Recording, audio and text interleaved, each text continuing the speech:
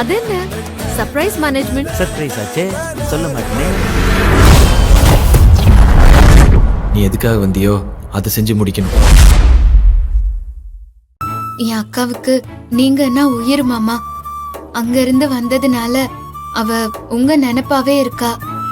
வெளிய சொன்னா நான் வேதனைப்படுவேங்கிறதுக்காக உள்ளுக்குள்ளேயே வச்சு புழுங்கிட்டு இருக்கா. தயவு செஞ்சு ஒரு தடவை அவளை வீட்டுக்கு வந்து பாத்துட்டு போங்க மாமா. இத பாருங்க, நீங்க என்ன சொன்னாலும் அவ இந்த வீட்டுல இருக்க போறது இன்னும் 5 மாசம் தான்.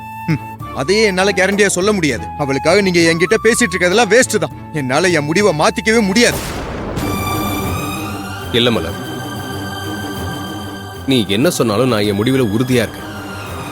உன்கிட்ட நான் சொன்ன மாதிரி நீ எனக்கு கொடுத்த பணத்தை எல்லாம் மொத்தமா திருப்பி கொடுத்துட்டு அதுக்கப்புறமா வந்து பார்வதி பாக்குறது என்ன, என் கூட என் வீட்டுக்கே கூட்டிட்டு போயிடுறேன். அது வரைக்கும் உன் கூடவே இருக்கட்டும். அர்ஜுன் ப்ளீஸ் அப்படிலாம் சொல்லாதீங்க. என் தங்கச்சி ரொம்ப நல்லவ. கோவத்துல உங்களை விட்டு அவ போறேன்னு சொன்னாலும் அவளால உங்களை விட்டு இருக்கவே முடியாது. அவ உங்களை உண்மையாவே நேசிக்கிறா, விரும்புறா. உங்க மேல அவ்வளோ அன்பு வச்சிருக்கா. அதெல்லாம் எனக்கு தெரியும் மலர். எனக்கும் பார்வதி மேல அந்த அன்பு பாசம் எல்லாமே இருக்கு. அத நான் வந்து நேர்ல தான் காட்டணும்னு இல்ல. நான் சொன்ன மாதிரி உன்கிட்ட வாங்கின மொத்த பணத்தையும் கொடுத்துட்டு அவளை வந்து பாக்குறேன் மலர். இதுக்கப்புறம் இதுல பேசுறதுக்கு எதுவும் இல்ல. இங்க பாருங்க பார்வதி, இத பத்தி தயவு செஞ்சு என்கிட்ட பேசாதீங்க. நீங்க இல்ல, அந்த கடவுளே வந்து சொன்னாலும் என் மனசு மாறாது. இந்த வீட்டுக்கு நீங்க ஒரு கெஸ்டா வந்திருக்கீங்க. வீணா அவ மேல இருக்க கோவத்தை உங்க மேல காட்ட வச்சிடாதீங்க. நீங்க போலாம். அர்ஜுன் நான் சொல்றது கொஞ்சம் கேளு. நான் எதையும் கேட்க தயாரா இல்ல. தயவு செஞ்சு இங்க இருந்து வெளியே போயிருங்க.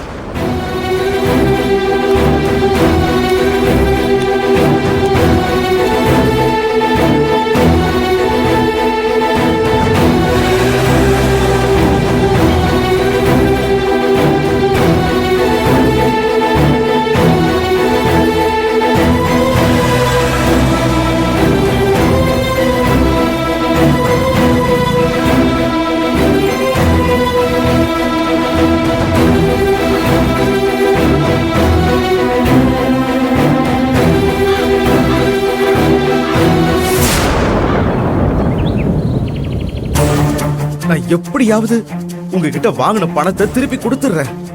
தயவு செஞ்சு வீட்டு பக்கம்லாம் வந்துடாதீங்க ப்ளீஸ். ஏண்டா கேட்கும் போதெல்லாம் இதுதான் சொல்லிட்டு இருக்க? இல்ல இல்ல இல்ல, இந்த தடவை நான் பேச்சே மாற மாட்டேன்.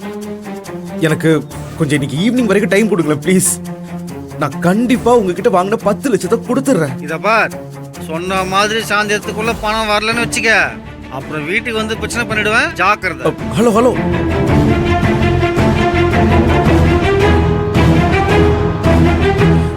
ஐயோ இப்ப என்ன பண்றது? பணத்தை வர சாயந்தரம் கொடுக்கறோம்னு சொல்லிட்டோம். அதுக்குள்ள எப்படி ரெடி பண்றது? இல்ல வேற வழி இல்ல, அக்கா கிட்ட தான் கேட்டாகணும்.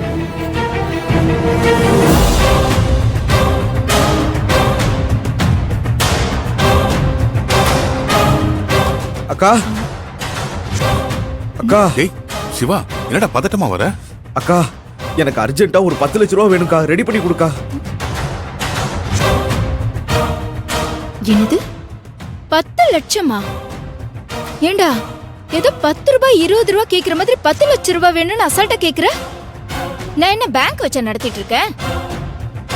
ஆமா, இப்போ உடனடியா 10 லட்சம் ரூபாய் தேவைப்படுற அளவுக்கு அப்படி என்ன அவசரம் உனக்கு? ஏய் உன்னதான்டா கேக்குறோம். 10 லட்சம் ரூபாய் எதுக்குடா உனக்கு? அக்கா சொல்லு. அது நான் சொன்னா நீ திட்டுவ. திட்டுவேனா? டேய், நான் திட்டுற அளவுக்கு அப்படி என்ன பண்ண? டேய், நீ இப்படி எல்லாம் பேசுறத பார்த்தா எனக்கே சந்தேகமா இருக்கு. என்ன தப்பு வேலை பண்ணிட்டு வந்திருக்க? சொல்லுடா. சொல்லுங்கறல. அக்கா, அர்ஜுனை கொல்ல பார்த்தன்னு என்னையும் அப்பாவையும் வீட்டை விட்டு துரத்துனாங்கல்ல. ஆமா. அப்போ வெளியே போயிருந்த சமயத்துல நான் ஒரு டீமோட சேர்ந்தேன். அவங்க என்ன தப்பான கேம் ஆட வச்சு அதுக்கு என்ன அடிக்ட் ஆக வச்சுட்டாங்க.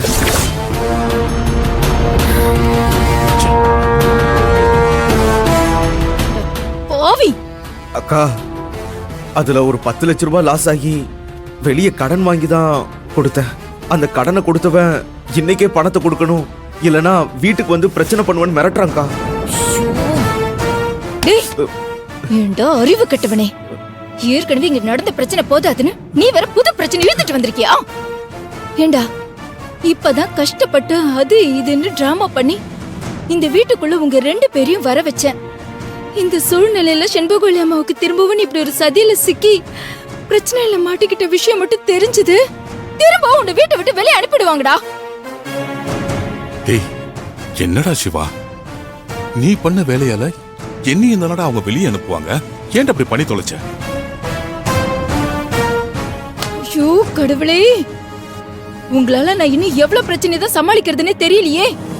தப்பு பண்றது நீங்க, தண்டனை மட்டும் நான் அனுபவிக்கணுமா? ஏன்டா இப்படி சாவடிக்கிற? வர ஆத்திரத்துக்கு உன்னை அப்படியே கொன்னலாமாங்கிற அளவுக்கு கோவம் வருது. அக்கா, நீ என்ன திட்டு அடி என்ன வேணாலும் பண்ணிக்க, ஆனா அதுக்கு முன்னாடி இந்த பிரச்சனையில இருந்து என்ன காப்பாத்தி விடுக்கா. சாயந்தரத்துக்குள்ள அந்த பணத்தை கொடுக்கலன்னா அவன் கண்டிப்பா வீட்டுக்கு வந்து பிரச்சனை பண்ணுவாங்கக்கா. எப்படியாவது எனக்கு ரெடி பண்ணுக்கா, ப்ளீஸ்க்கா. டேய், 10 லட்சம் ரூபாய் அதுவும் உடனே வேணும்னா நான் என்னடா பண்ணுவேன்? அது அக்கா, கம்பெனி பணம் ஏதாவது இருந்தா எடுத்து கொடுக்கா. போடா. ஏற்கனவே அன்னைக்கு அவங்க அக்கவுண்ட்ல பாக்கும்போது 1 கோடி ரூபாய் பணத்தை காணும்னு மலர் எடுத்த 1 கோடி ரூபாய்க்கு என்ன தாண்ட சந்தேகப்பட்டு கேள்வி கேட்டாங்க. இப்ப நான் கம்பெனி பணத்துல கைய வச்சேன், செண்பகவல்லி உங்களோட சேர்த்து என்னையும் வெளியே துரத்திடுவாங்க. அப்புறமா குடும்பமா சேர்ந்து கோயில் வாசல் உட்காந்து கையை தான் ஏந்தணும். மா துர்கா, உன் நகை ஏதாச்சும் இருந்தா குடுமா, அதை வச்சு அவன் மேனேஜ் பண்ணிக்கிட்டோம். நீங்க எல்லாம் புரிஞ்சுதான் பேசுறீங்களா?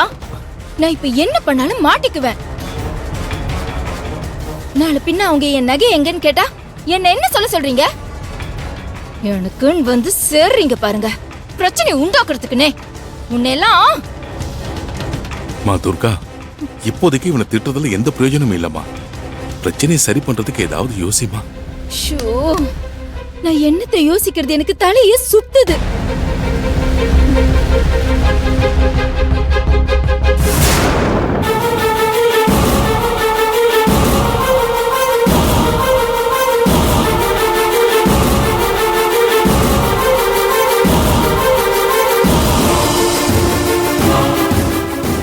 வேற வழி இல்ல.